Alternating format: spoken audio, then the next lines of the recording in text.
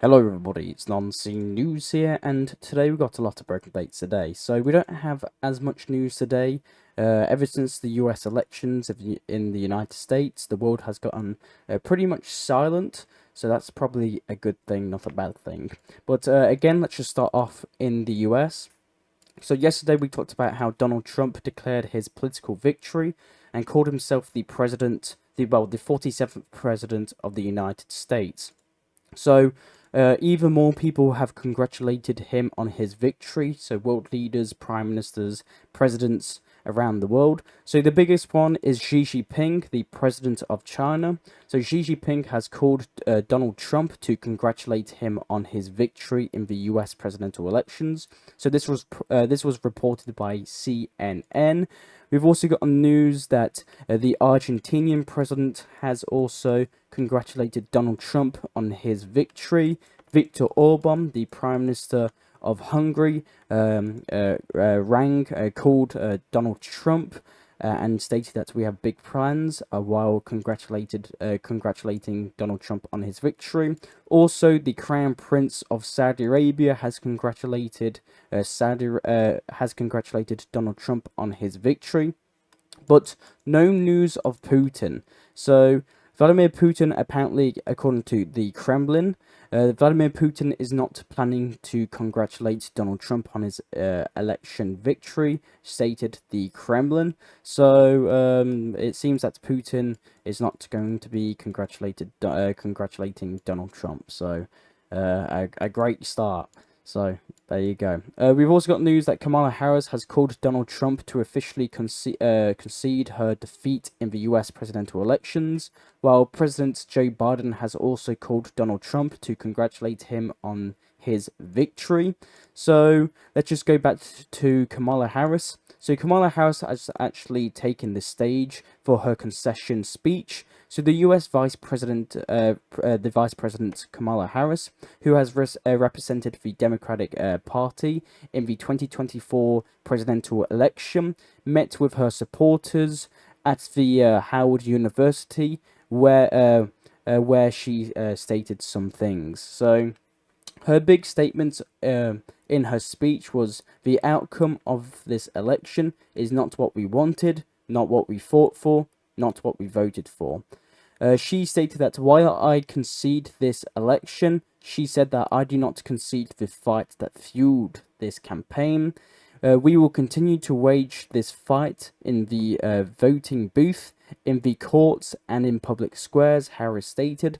She also confirmed that she had a call with President-elect Donald Trump and congratulated him on his victory. And wrapping up her speech, she expressed hope the US is not entering a dark time. At the same time, Kamala Harris added that only when it is dark enough can you see the stars. So that was stated by Kamala Harris. So we've also got some news coming from the Vice Chairman Marco Rubio in an interview with the NBC. So he is the possible candidate for the US Secretary of State in the Trump's administration. He stated that it is time for the US to end the crisis in Ukraine. He also stated that while the Ukrainians have been incredibly brave and strong, but ultimately what we've been funding is a stalemate war that needs to be put to an end, says the chair Marco Rubio in the NBC interview. And we've also got news that the US has just conducted a test launch of a Minute 3 intercontinental ballistic missile. So the US has just launched an intercontinental ballistic missile over the seas of the North Pacific Ocean. So it was fired from California. So if you see this video here, we can see the launch of the US Minute 3 ballistic missile, which successfully launched. So very interesting news, and this test was to try and test the readiness of nuclear capabilities of the US. And now let's head to Japan, where we've got news that the world's first wooden satellite just launched into space. So the world's first wooden satellite has just been launched into space. in a bid to prove that timber is a renewable space-grade material that could be used one day to build houses on the moon and Mars. So these were built. This wooden satellite was built by Japanese researchers. The satellite only weighs about 900 grams and was obviously developed by Japan. And the satellite has reportedly already arrived at the International Space Station, and it will be used today. And we'll see if it works, and we'll see if it's actually reliable. So interesting news. And maybe in the future we'll be seeing wooden satellites. So interesting news. Now let's head to South Korea, where we've got news that the South Korean president's office believes that North Korean troops sent to Russia and redeployed to the Western Front have not yet entered into a full-scale combat. This was reported by the South Korean president's office. And now let's head to Russia. And we're going to be heading to St. Petersburg, where a launch of the nuclear icebreaker Shukta of the Project 2220 from the splitway of the Baltic shipyard in St. Petersburg. So Russia has just unleashed this new nuclear icebreaker, and it is these new nuclear icebreakers are gradually replacing the old nuclear icebreakers of the Soviet construction that are being decommissioned from the fleet. So Russia is modernizing its icebreakers to replace its old Soviet ones, according to Russian sources. We've also got news, according to Ukrainians and satellite imageries, that analysts have reported that Russia's stockpiles of Soviet-era artillery shells is nearly depleted, as indicated by recent satellite images of Russian ammunition warehouses. The images suggest that by September, these storage facilities were nearly empty. According to analysts, Russian forces were expending up to 50,000 artillery shells daily in the spring of 2024. So this is intensifying the strain on their artillery reserves. So this is according to satellite imagery and Ukrainian sources. We've also got news that the Russian Foreign Minister Sergei Lavrov stated that Zelensky's so-called peace plan is an invitation to a dead end. So the Russian Foreign Minister made this remark while in a working trip to Kazakhstan. So the Russian Foreign Minister stated that Zelensky's peace plan is a dead end. So interesting news. And now let's head to some news from Ukraine. So Donald Trump's team is reportedly drafting a new peace plan for Ukraine. According to Wall Street Journal, this drafting new peace plan for Ukraine from Donald Trump's team is to suspend Ukraine's NATO ambitions for 20 years, create a demilitarized zone along the current front lines, no US troops involved, and the US will continue to arm Ukraine supplies in exchange due to NATO's the 20-year and suspend of Ukraine's NATO ambition. So interesting news. We'll see if Ukraine will accept this.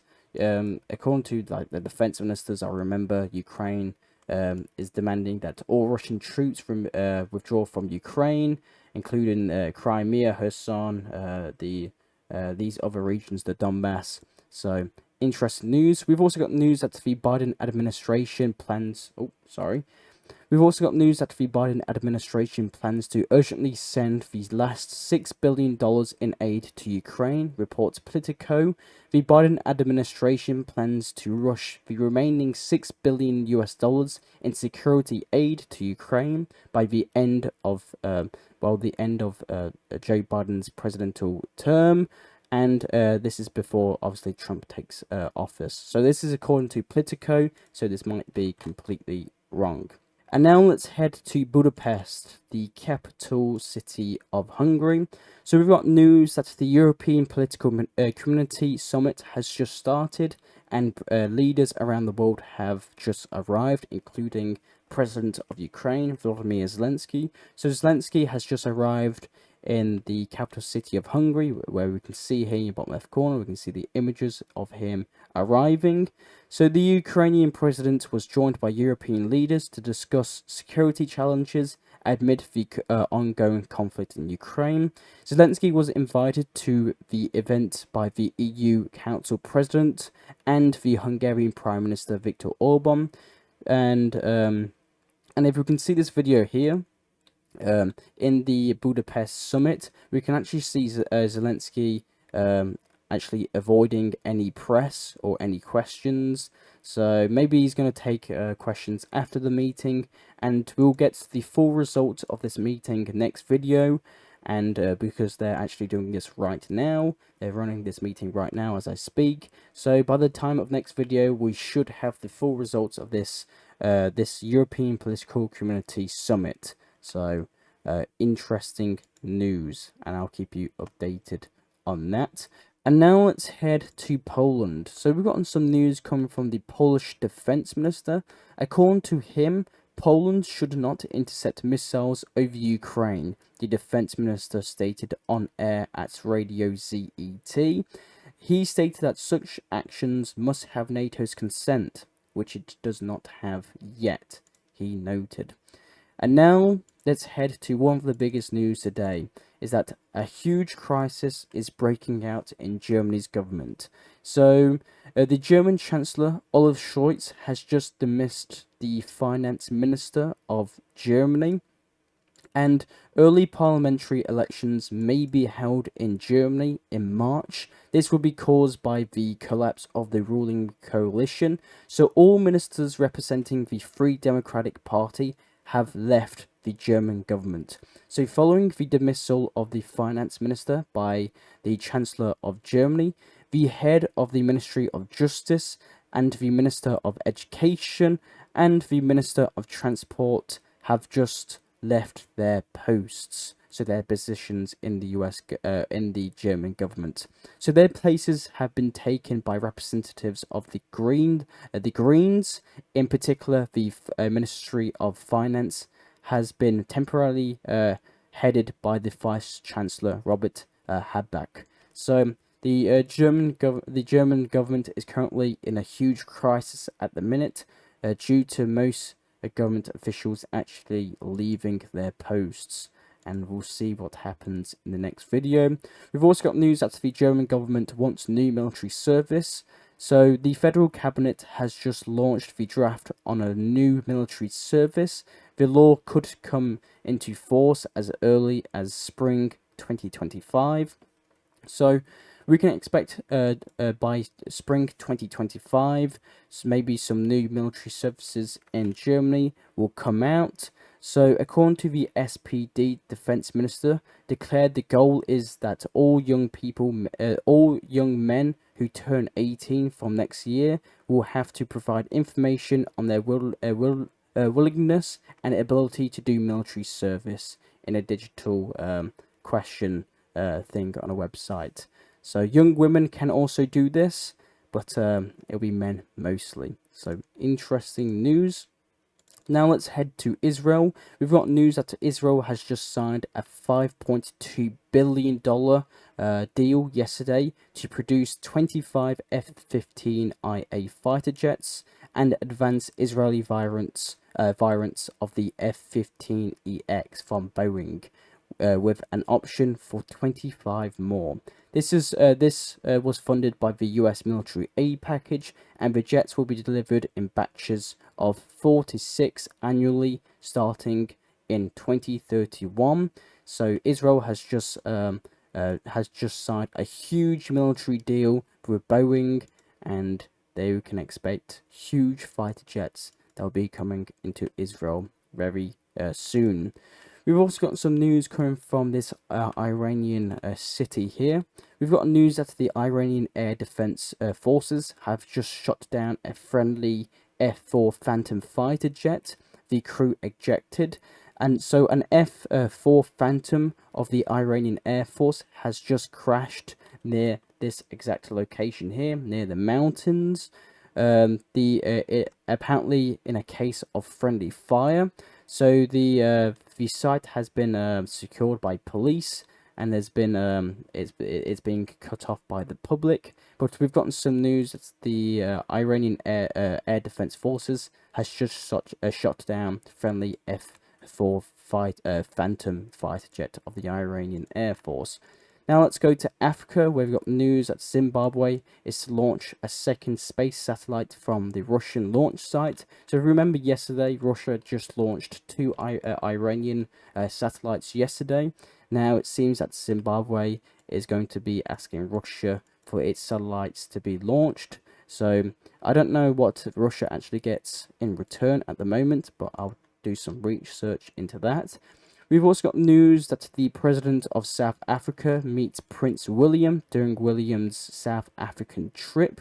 So Prince William visited the South African president on Tuesday, and he will be visiting the South African nation for at least several days. So interesting news, and I'll keep you updated what he gets up to. Now let's head to Australia. We've got news that the Australian Prime Minister Anthony Albanese announces that the authorities have approved the bill of banning social media for children under 16. So previously the age options of 14 and 16 were deliberate. Very interesting news. So the Australian Prime Minister Anthony Albanese announces that it will be banning social media for children under 16. So, interesting news. Now, the last news today is coming from Cuba. So, Cuba faces a power system outage following strong winds from Hurricane Raphael. So, if we can see here in the bottom left corner, we can see a huge hurricane that hits Cuba that actually forces Cuba's power system to collapse. So Cuba's energy problem has been a huge topic. If we remember a couple of weeks ago, we talked about how Cuba experienced a 4-day power outage, and now it's going to be experiencing some more because of this huge Hurricane Raphael that has just hit Cuba. Well, that's all the news I actually have for you today. So again, not much news today. There hasn't been much news, but that's probably a very good thing. But I am Non-C News. I will try and provide you news that medias around the world do not show you. I do these videos hopefully daily, so consider subscribing and liking. Thank you very much for watching, and I'll see you all later. Bye.